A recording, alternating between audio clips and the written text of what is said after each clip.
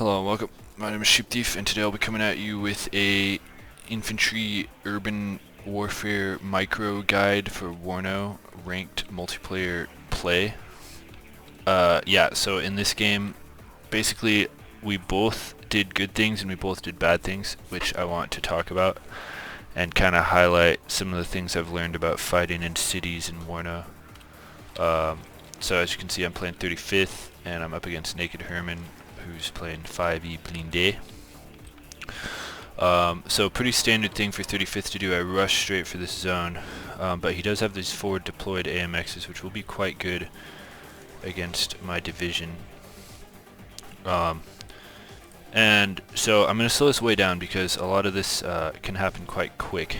In Warno, there are cities, and each of these buildings can house infantry in it.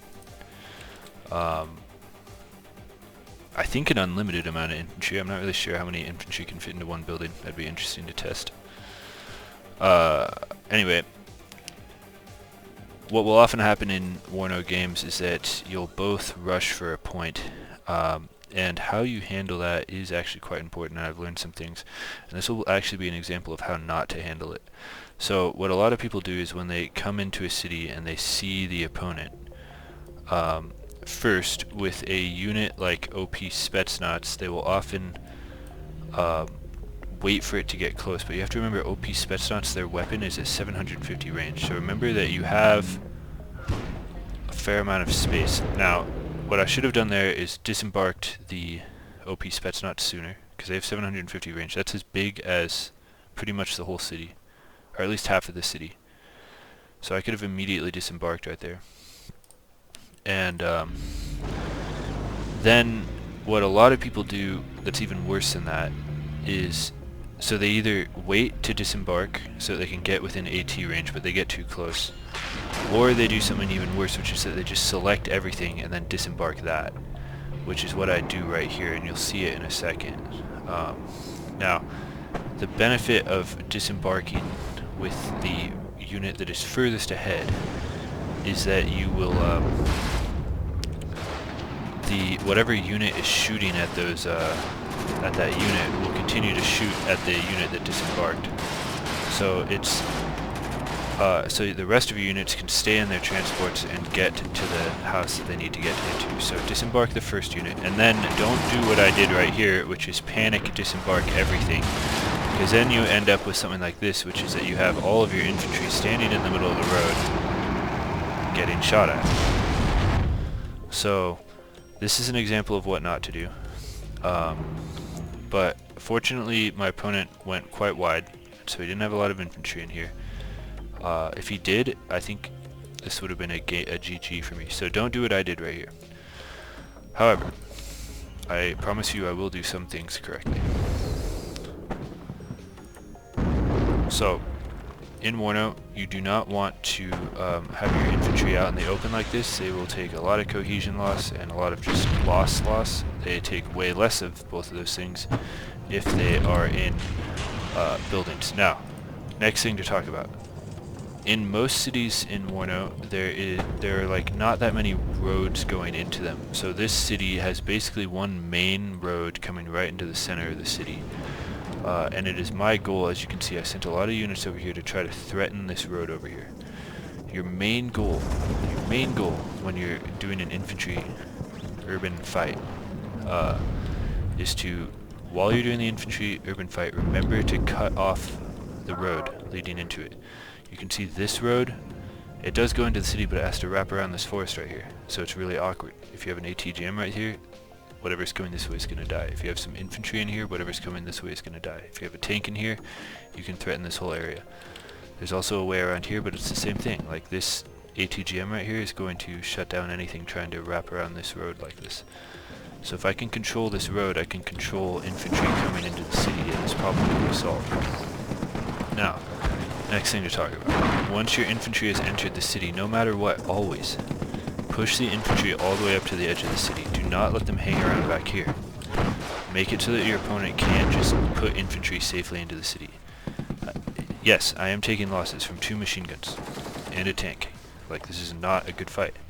but I still push them forward so I can see what's going on, and on top of being able to see what's going on, it makes it so that your opponent is like, oh, that's where he is, I need to disembark back here. If he's like, oh, I don't see him because I'm back here, he's just going to put stuff into the city, and then you're in an urban fight. And urban fights are like the riskiest combat, like in real life and in... So, if you don't push up to the edge of the city, they will take the city. Now, at the same time, there's a bit of a dance that you have to play, in that as soon as you have a unit that's low in urban combat, you got to bring it back. So when you push up to the edge of the city, they're going to take a lot of damage, and then once they do, you got to pull them back, like I'm doing with this Afghan city. So we'll speed it back up. So what have we talked about? Don't panic unload. Don't unload too late. Push up to the edge of the city, cut off the supply route, and be diligent about pulling your wounded infantry back. Now, what's the point of pulling your wounded infantry back if you don't have, look at this, supply, juicy, nice supply. So you can see here, a bunch of my infantry is wounded, and I see these commandos coming forward. I know he has AMXs right here, so I'm actually making kind of a tactical decision to abandon the front of this and lure him into the city, but I'm only doing this because I know that supply is coming. Nobody would do this if they didn't know supply was coming. The other thing I know is that the Spetsnaz are the best, like, infantry in the game, so in terms of infantry versus infantry, so I know I'll win this fight. And I guess what I'd say here is that it is possible, if once you become confident in your city fighting abilities, to win games just from urban fighting, because first of all, people dump their points into here. So he's already lost a fair amount of points, and to make it so he doesn't lose this city, he's going to have to continue to dump points into it. So if you can lure them into an urban fight, it can be quite good. Now, what's going on here? First, I'm making sure that my Afghansi are in houses, but throughout this game I make the mistake of Q moving or hunting or attack moving forward as opposed to occupying a building. So you really need to discern when you need to Q move and when you need to just right click into a building and micro them into a building itself. My opponent does something quite good here, which is that he controls this road with a tank. So now my ability to bring units into here has been deteriorated. Now watch here. Pull them back at the last minute. If you can be diligent about that, it's huge. Because look, the supply's coming in, and now he had a unit over here that died. So this can be resupplied and it can come back in and be a problem again. My units can all be resupplied and go right back in, continuing the problem for him. Units that die are gone forever, so obviously, but now you want to be careful with the reinforcement path, and you can see how good it is to have control of this road like this, because he will just fire and kill this BMV2, which is a good unit. So that was bad on my part. You want to make sure that you're reinforcing at the back of the city. Don't just randomly send things forward, because there can be a lot of push and pull and things can change. I'd say in general, err on the side of disembarking at the back of the city and then walking forward.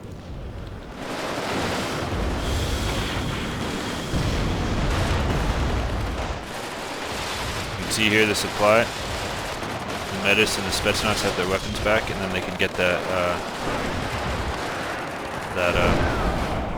incendiary weapon onto the Voltigeur. My opponent does a good move there by killing Spetsnaz. Killing expensive infantry is always worth it. Pretty much always worth it with your planes. That's what they're there for. You can see I'm pulling my infantry back, not letting them just randomly die.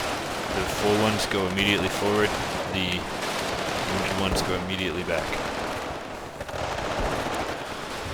Now, everyone knows that sappers, aka engineers, aka pioneers, aka sapiri, are good in close quarters combat, but they can be pretty finicky. Skirmisher infantry like this, voltigeurs, are not so good, but they can be good for getting their machine guns onto things and having AT. But the Spetsnaz are going to defeat that, so it's good to know the difference between various infantry types. See there, immediately as soon as I start taking excessive fire, pull it back. ATGM moves forward, it can start to spar with this. Spetsnaz taking a lot of damage, they pull back. Problem solved. As you can see, my opponent is controlling this road. Control roads. Think about roads when you do infantry fight, urban fighting.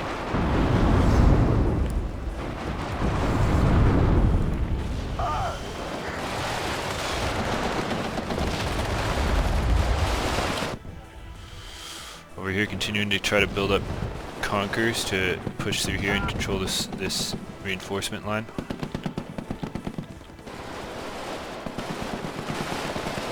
Here I'm doing a better job of pushing them into the buildings, not just having them stand in the street. You can see here he's about to lose another infantry unit. Nope, it survived, so that one's going to live and it can come back into the fight.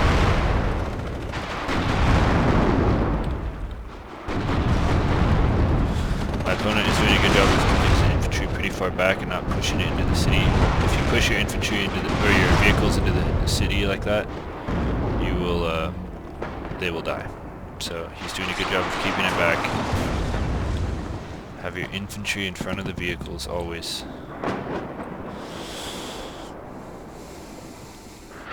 With artillery, basically the rule you need to remember is the minute you see the artillery coming for them, pull your infantry out.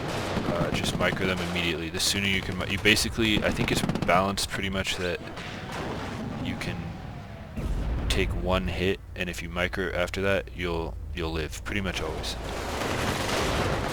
Over here you can see I Q move forward, so these are out in the open.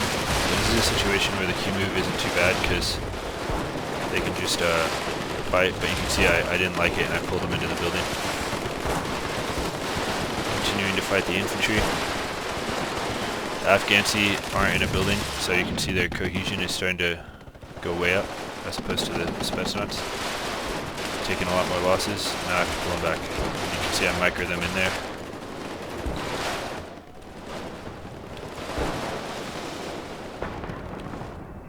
Because of his control of this road, I'm having a hard time supplying these units back here. And now it's becoming kind of difficult for me. Artillery comes in. You can see I pull it straight back as soon as I can.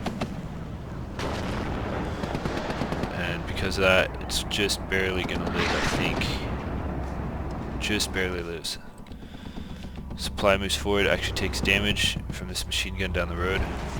I'm not sure what happened to his tank. I think he accidentally microed it out of control of the road. You can see here that I don't just keep going down the middle of the road at this point, but instead try to push, or actually I think it was at this point that I realized that I needed to not go down that road, instead push, come here and then push down that way, come here and push down that way. Don't go down the road. Beware of roads. Try to control roads. It's all about roads.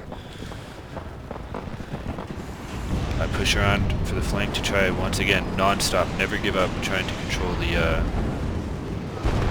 arteries into the city. I actually get a little desperate here because I'm trying to do this in conjunction, and that's a mistake. Don't get desperate in close quarters fights. You can see here that when I push forward with a bunch of weak infantry to try to make some space for these, it didn't work. Just all died. But thankfully, because I've been pulling my wounded units back, so you can see there that I still am trying to go down that road and I'm still taking losses. But anyway, because I've been pulling back these wounded units and healing them, even though I took all those losses right there, look how many units I still have. I still have a lot of like high quality units.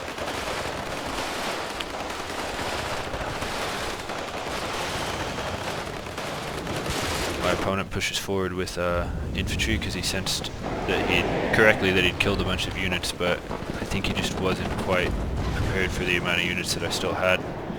Even though this failed, it resulted in some losses for him. And then the panic button for infantry, for urban fighting, urban infantry micro is helicopters. I think it could be even further back, but the city's deep enough that sometimes you have to get pretty close. And with that helicopter, I just shut down that infantry that was marching across the city, and now I can counter push. Non-stop trying to threaten the road.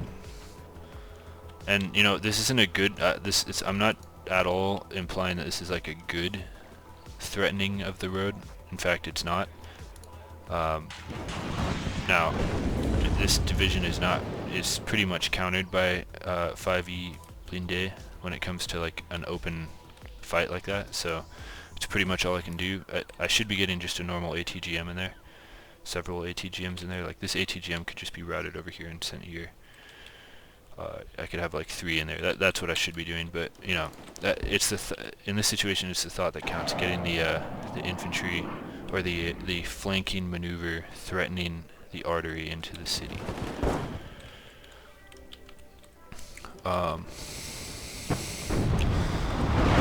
So continuing to push forward, continuing to micro back, even when it's looking bad. He is dumping units into here. One thing that we're both not doing a great job of is kind of filling out the line and making sure you're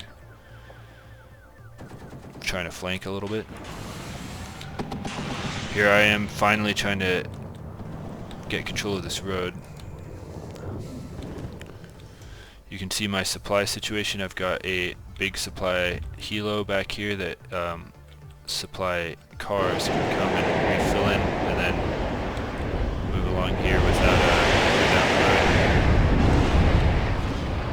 BMPs are finally controlling the road now. And now my opponent is probably feeling the attrition loss at this point, because he's probably starting to run out of the infantry he needs to take over the city, because he hasn't been microing as well as I have, if I may say.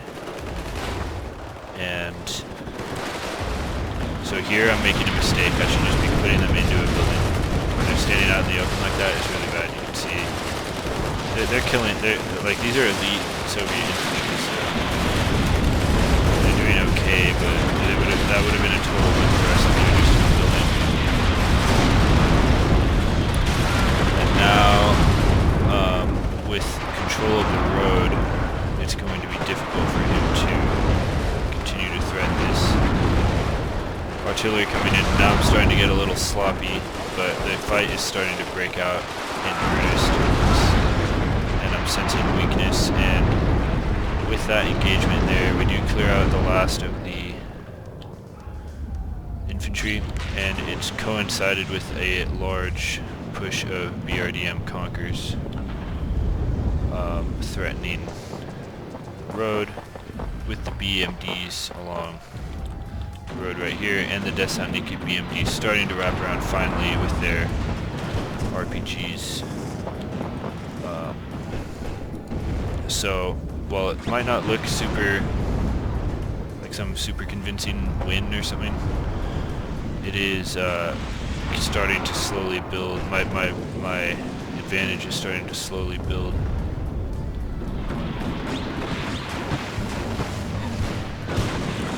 And with that, he surrenders, basically, I think.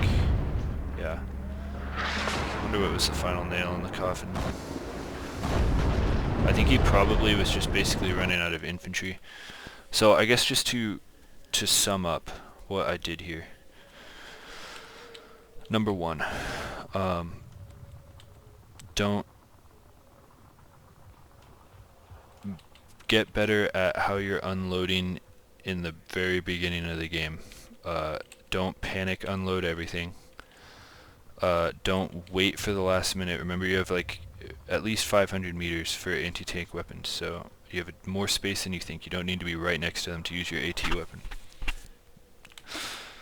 So unload the first unit to try to get the kill. Don't unload everybody.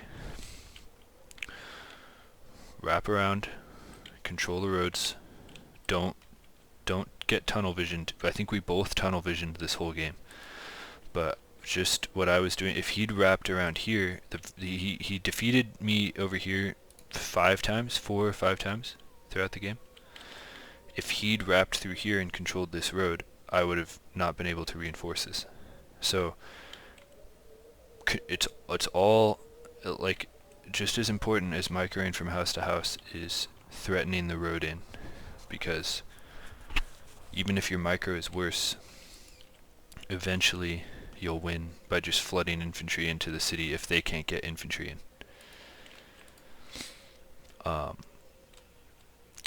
So that's, I'm trying to make a list here. Don't unload, don't panic unload, don't underestimate the range of your AT weapons on your lead unit, number 2. Number 3, wrap around the edge of the city. Number 4, with your infantry, push up to the front of the city no matter what. Number 5, when your infantry is low, pull it back and make sure you secure areas that they can be reinforced with supply. Number 6, make sure supply is coming in. And number 7, don't move house to house, or I'm sorry, know when to move house to house and when to queue move. I would say err on the side of moving house to house. Ignore, I don't know why I said the opposite of that just a second ago. Always move house to house by default, but there's some situations where that might not be good. Number 8, don't panic. Stay calm and methodical. Panicking will never help. And final tip for infantry combat is just try to be quick. Try to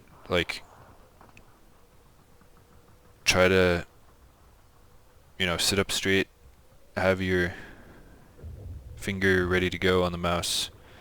Try to be a fast finger, sweaty pro gamer, it'll definitely help. So with that, at this point he does surrender, and take a look at the kills.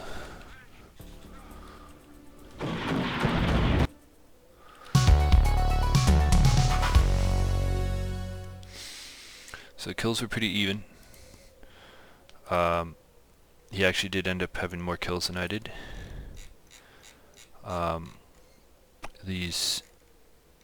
I think it's largely because of the pushes around the outside, so you can see the kills here, a lot of BMDs, and these Conkers vehicles. Conkers, yeah, a lot of Conkers and BMDs, and I think it was just those pushes around the edge which were a necessary loss. I certainly could have been conducting that attack better, but it was the principle of controlling that road was worth it. And you can see as far as infantry kills, it's not that much. Like Thessaloniki BMD are really cheap, some Spetsnaz here and there.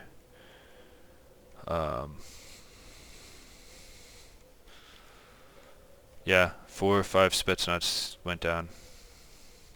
I think I have a total of 8 in the deck. And they definitely all got used, so.